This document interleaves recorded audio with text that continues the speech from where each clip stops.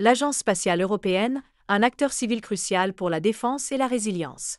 Couramment désignée par son acronyme anglophone DSA, l'Agence spatiale européenne, basée dans le 15e arrondissement de Paris, demeure méconnue du grand public qui l'associe à l'Union européenne. Il n'en est rien, même si elle développe des programmes spatiaux de l'UE, l'ESA est une agence intergouvernementale créée par et pour ses États membres, dont la France, il y a un demi-siècle, le 30 mai 1975. Tous les membres de l'UE ne sont pas dans l'ESA, et 3 États hors de l'Union font partie des 23 membres actuels de l'agence, le Royaume-Uni, la Suisse et la Norvège.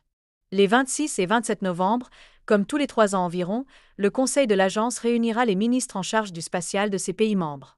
L'enjeu est important puisque ces conseils ministériels vont enregistrer des souscriptions correspondant à 70 à 75% du budget de l'ESA pour les 3 ans à venir, indique Isabelle Duvau-Béchon, conseillère senior pour les programmes sécurité et défense et auditrice de l'IHEDN.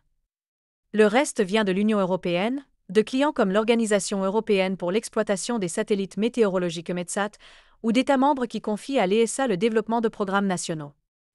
L'agence européenne n'a donc pas de budget garanti ou reconductible, tout dépend des souscriptions, et donc des programmes et activités décidés par les États, poursuit la conseillère. D'une année sur l'autre, les budgets peuvent être plus élevés ou plus faibles que l'année précédente, heureusement ces dernières années plutôt en augmentation. Le budget total de l'ESA pour 2025 est de près de 8 milliards d'euros.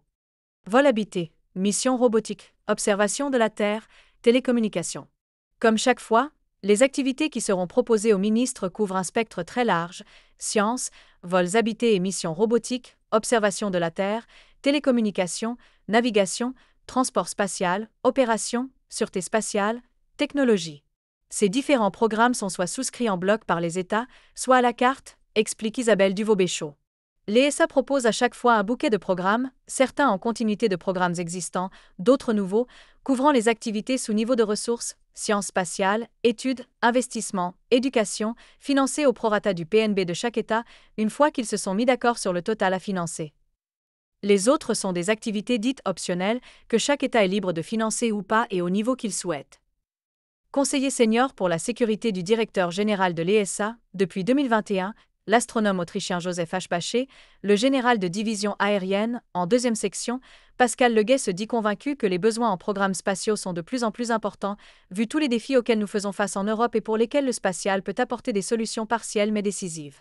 Les capacités industrielles européennes sont au meilleur niveau, capables de développement de très haute technologie avec des budgets beaucoup plus faibles que de l'autre côté de l'Atlantique. Cela étant, poursuit le général, il est difficile de savoir comment les arbitrages seront rendus le mois prochain, dans un contexte d'instabilité politique et de contraintes budgétaires dans certains États, et de besoin de financement pour des secteurs cruciaux comme l'éducation, la santé ou la défense. L'utilisateur final choisit l'usage civil ou militaire. Même si l'ESA a une vocation civile, ses actions bénéficient à la défense de ses pays membres, comme toujours dans le spatial, les programmes ont une application potentielle duale, civile et militaire. L'article 2 de la Convention régissant l'ESA et signé par ses États membres stipule ceci. L'agence a pour mission d'assurer et de développer, à des fins exclusivement pacifiques, la coopération entre États européens dans les domaines de la recherche et de la technologie spatiale et de leurs applications spatiales, en vue de leur utilisation à des fins scientifiques et pour des systèmes spatiaux. Mais, comme l'explique Isabelle Duvau-Béchon, en dehors des satellites purement scientifiques, nous, ESA, ne sommes pas des opérateurs des systèmes développés, c'est chaque propriétaire ou utilisateur qui décide de l'usage qui va en être fait, civil ou militaire. Concernant la France, la conseillère senior pour les programmes sécurité et défense précise.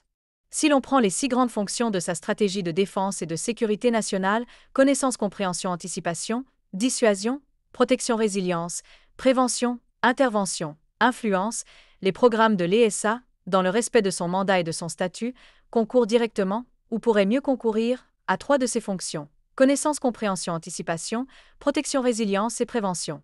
Ils peuvent aussi soutenir les 3 autres. Depuis toujours, les armées utilisent les moyens spatiaux opérationnels développés par l'ESA, ajoute Isabelle Duvau-Béchon, notamment pour la météorologie, l'observation de la Terre à grande échelle ou les télécommunications. Et dans le contexte actuel d'augmentation des crises, le rôle de l'ESA pourrait se renforcer en profondeur. Les satellites et leurs services dérivés sont devenus depuis 50 ans des alliés incontournables de ceux qui ont à gérer ces crises.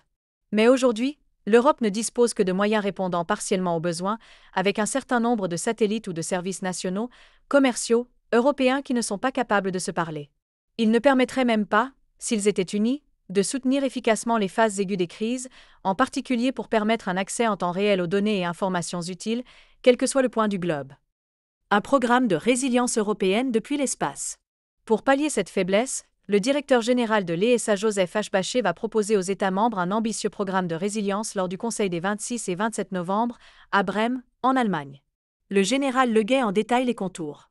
Le programme ERS, European Resilience Rome Space, vise à construire un système de systèmes permettant de mettre à disposition de ceux qui ont à gérer des crises un ensemble de moyens et de solutions complets, interopérables, sécurisés et à forte réactivité. Ce système combinera des moyens d'observation, de communication, à partir du réseau de satellites multiorbitaux IRI développé avec l'EE, et de positionnement, la constellation de satellites Galileo et ses évolutions, pour l'EE, ainsi que, à terme, des interfaces avec des drones, plateformes à haute altitude, Internet des objets ou réseaux sociaux.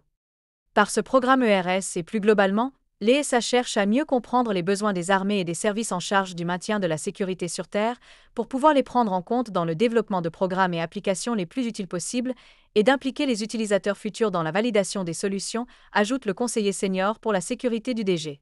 Mieux coller aux besoins des utilisateurs de sécurité et de défense. Les États membres semblent d'ores et déjà intéressés, au point d'envisager un glissement des financements de l'ESA. Le général Leguet le souhaite. Un certain nombre de ministères de la Défense sont en train d'analyser l'intérêt pour eux de financer directement le programme ERS ou d'autres programmes de l'ESA, alors que traditionnellement les financements à l'ESA viennent des ministères de la Recherche ou de l'Économie. Ils pourraient aussi comptabiliser ces dépenses au titre des engagements pris vis-à-vis de l'OTAN. C'est une vraie évolution, permise par notre convention, et qui nous permettrait de mieux coller aux besoins des utilisateurs de sécurité et de défense. En attendant les arbitrages gouvernementaux fin novembre, les activités de l'ESA contribuent à renforcer l'autonomie stratégique européenne.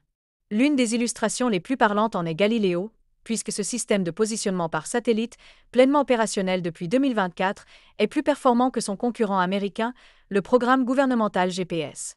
Galileo comprend 32 satellites en orbite et 6 prêts à être lancés, pour plus de 5 milliards d'utilisateurs dans le monde, tous les téléphones récents reçoivent ces signaux.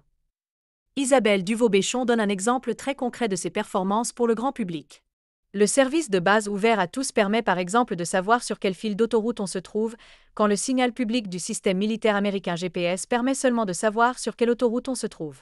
Quant au High Accuracy Service, service à haute précision, il permet une précision de 20 cm.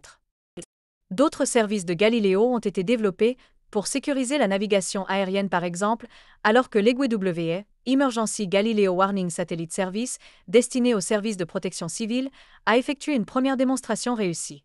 Et à la fin de l'année, le service PRS, Public Regulated Service, réservé aux usages gouvernementaux et très attendu par les militaires des États membres, sera déclaré en capacité d'opérations initiales. Pour aller plus loin, puissance spatiale française, des atouts pour redevenir une force motrice sur le site de l'IHEDN.